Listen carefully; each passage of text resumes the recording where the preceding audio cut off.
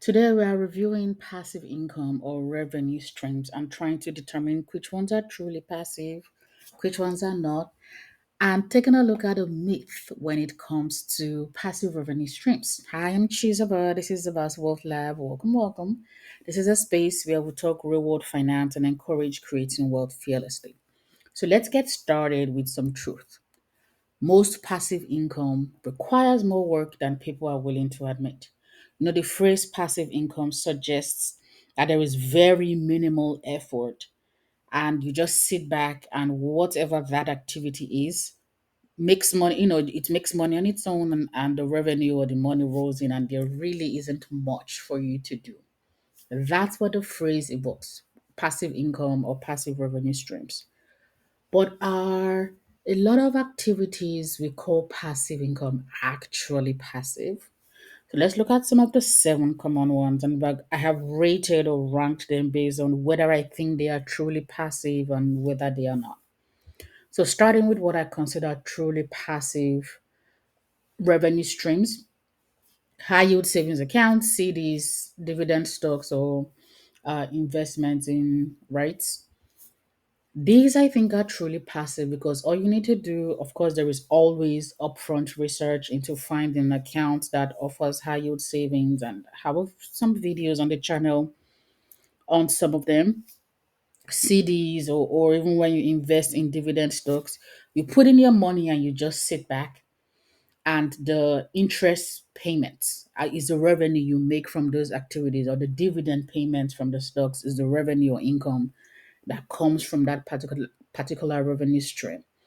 And so you can even set up automatic investments into those vehicles. So you can set up from your checking account or another account on whatever cadence you want on a periodic basis for money to go into the savings or for money to go into your brokerage account to buy stocks or even your CDs. There are places that will encourage CD laddering, and you just sit back and the revenue and the dividends is your payment.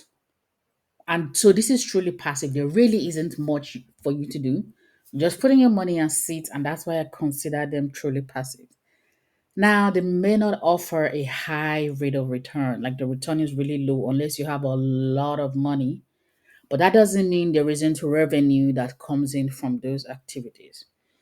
Now, there are some that we call passive that requires a lot of upfront work. And so things like selling digital products, affiliate marketing, online courses, these require a lot of work upfront. And they also require marketing. They require time, they require money, they require energy. You need to build the platforms and create the content and design them, um, record, make things automated, find a platform. There is just a lot of work that goes in. But once you are set, when you have visibility on some of these products, from time to time, you might still need to maintain marketing and publicizing the different products or courses or even your affiliate marketing ventures, but you're not putting in a lot of that work throughout the life of the product because you've already done a lot of the work upfront. There's still going to be need for some investments with marketing and so on, and maybe doing something on social media to attract the public to your product, but they require a ton of work upfront. So would I consider them truly passive?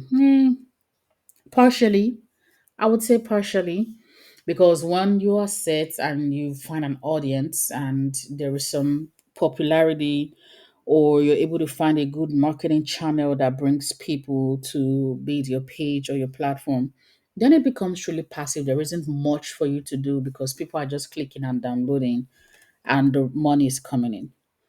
Now let's look at another one, rental properties. To me, that's only passive in theory because the prevailing idea with rental properties is you buy the house, make renovations, put in a tenant, and the money just comes in from the rent and so on. All you're doing maybe is making the mortgage payments if the house is still under mortgage. Some believe Well, you have the option of hiring a property management company to take care of the property and so on and so forth. But there is still a lot of work for you to do. Even with a property manager, there are decisions you still need to make. There are issues with tenants. There are certain things a property management company cannot do without you. I have had clients who are property managers or property management firms, and there is still a lot that goes into dealing with your rental property if you have someone managing it for you. There's repairs and maintenance. There is approvals that need to happen, and there is a lot of turnover as well with rental properties. Like it is really rare to, I have, at least in my experience, really rare to have a rental property with a tenant who's there for a very long time and doesn't give the landlord a headache and does what they're supposed to do. Doesn't mean they don't exist. I just haven't seen a lot of them.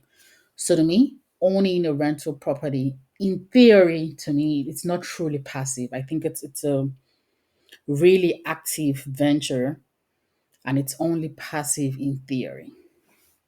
Now, these next revenue streams are very time heavy. Content creation and blogging. I've been a blogger for a number of years, have still have a blog.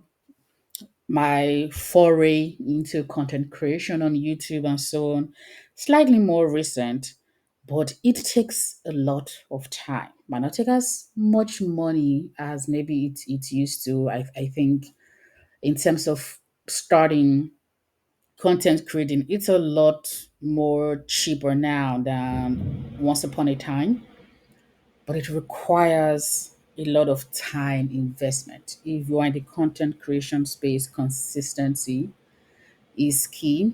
And even the biggest channels out there, the biggest content creators, are still pretty much very active. And so I'm not entirely sure why content creation and blogging tends to be categorized as a passive revenue stream. It feels like it's just as much work as a 9 to 5, if not more. It is a business. If you want to be successful at all in the content creation space, you have to treat it like a business. To me, it's a full-time job or part-time, but it's very regular and there is absolutely nothing that is passive about it. Over time, are there aspects of it like prior episodes and so on will help bring in, would just be bringing in money like a residual check if you're an actor. Yeah, but for those funds to be enough for you to live on, you have to be constant and present and very active in the content creation space. So, big X. These ones are not passive at all in any way, shape, or form. But that does not mean that you have to be discouraged if you've decided any of these are what you want to do. It doesn't mean that they are not worth it, whether it's content creation, whether it's rental properties, investments, selling digital courses, so on and so forth. You just have to be strategic. You need to figure out how to stack the different income streams.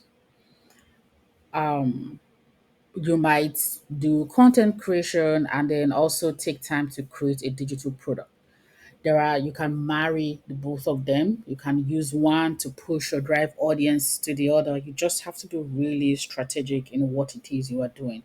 So you don't want to rely on just one income stream. Take a look at the content creation space. A lot of people that have YouTube channels leverage that for other businesses, whether it's to sell a book or merch or they plan cruises or parties or events or what have you.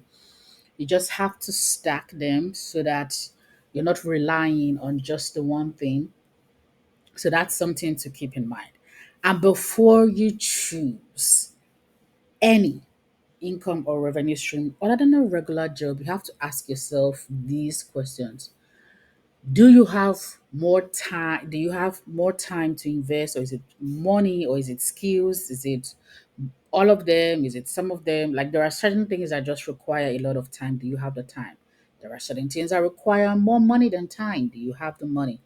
There are some things where really all you need is just your skills, a little less time, a little less money. So a different mix of those three things. What do you have? And that will help you figure out what you should pour your energy into in terms of a passive revenue stream. How much time can you realistically dedicate? Is a very key question before you dive into anything. Like I've done that. I years and years ago had a venture I went into, and just over time I just didn't have as much time to dedicate to it. I had to end up closing down that business just because it took a lot of time, and I couldn't manage it well. Can you invest upfront to earn later? Some of us cannot afford to. We need something that starts out light in terms of investment, be it time or money. And then some of us have the capability and the means to invest upfront, but it's important that you identify that before you get started, and then identify what fits your current lifestyle. If you are somebody who travels a lot, you can be limited in certain income or revenue activities that you can engage in. So that is something to keep in mind when you're trying to choose the right passive or income stream. So, which income stream have you tried? Or which one are you willing to start? What are you considering? What are you thinking? What are your thoughts?